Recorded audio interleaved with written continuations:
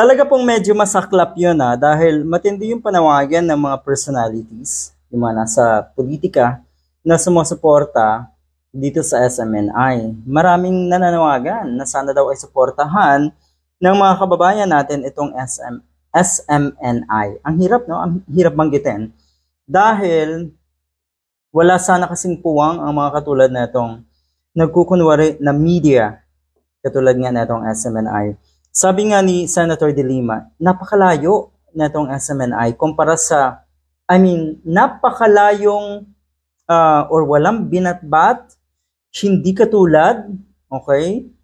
Hindi pwedeng ilagay sa level ng ABS-CBN, GMA Network at saka TV5. Ang mga katulad na ito dahil alam naman natin kung paano to nabuo itong istasyon na ito. So yun, napakaraming nanawagan ng mga personalities. Pero gumana ba yan? Nag-trending ba?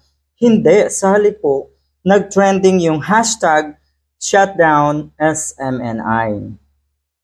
Yun. At ang huling balita natin ay suspendido na nga daw kung kailan man ang effect nung suspension order na yon, hindi pa natin confirm. Pero yun nga, nauna nang nasuspende yung programa naman itong si Duterte at syempre noong si Badoy at si Calvo. Suspendido ng 2 weeks daw.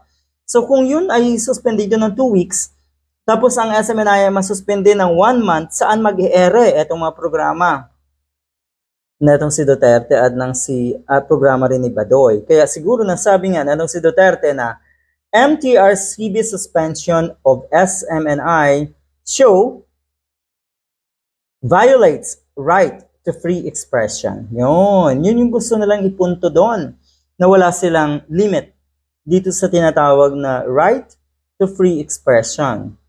Dumating sa punto na matindi nang magmura itong si Duterte, nagbabanta, at naniretag din syempre.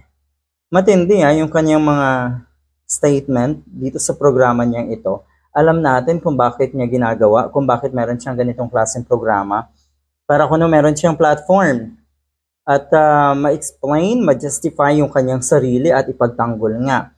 Pero kung nakikita niyo po, dahil walang choice, okay? Hindi naman pwede sa ABS-CBN na magkalat itong si Duterte.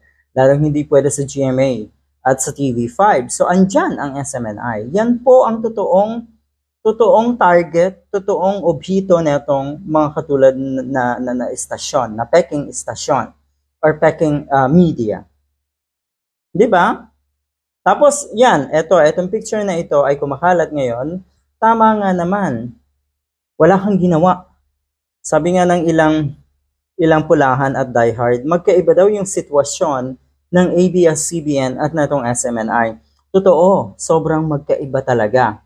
Ang nakikita natin, walang